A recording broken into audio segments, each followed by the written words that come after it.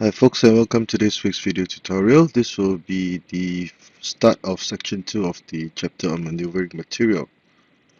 In this section, we will be discussing various tactics that can be used when leveraging the situation so that you can maneuver material to important intersections or lines.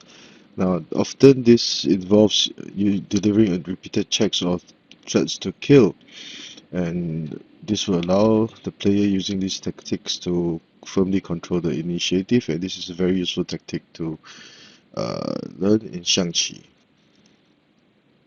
And quick analysis of today's board: red would have one chariot, one horse, one pawn, no defense at all. Black would have one chariot, one cannon, one pawn, and an advisor. The pawn has already crossed the river, it's already at the cannon rank, and at this point in time, it will only take 2 moves to advance the pawn to deliver a checkmate.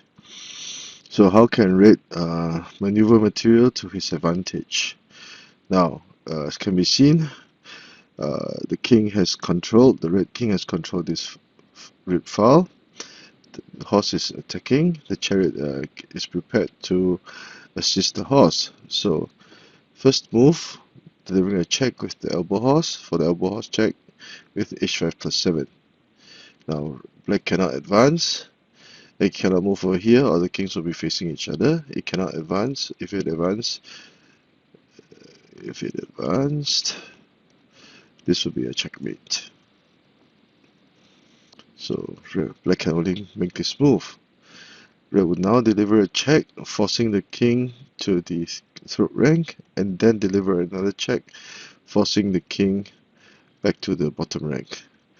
At this point in time, red would play h7 minus 6, repeating his moves, except now at this point in time the chariot had controlled the third rank. Now this would be leveraging the situation on the board, and this would force the black king to move in. And red would now be prepared to play h3 plus 4 for his next move to threaten to checkmate with h5 plus 7. Now this is one way of maneuvering material. Now black can only defend with h9 minus 8 to prevent the checkmate threat, and red will capture the cannon, and black will try. Now it will be a win. Red would have a huge advantage at this point in time with the extra pawn, extra horse, and still attacking. So let us repeat the board. Red would deliver a check, and the chariot will now move to the third rank. Red will repeat, and thus red will get a winning position. Now, if you were to compare this position and the initial position, not much has changed except for the positioning of the red chariot, but red will still be attacking. And with the chariot at the third rank, red will now control the third rank, and this would become an even bigger threat.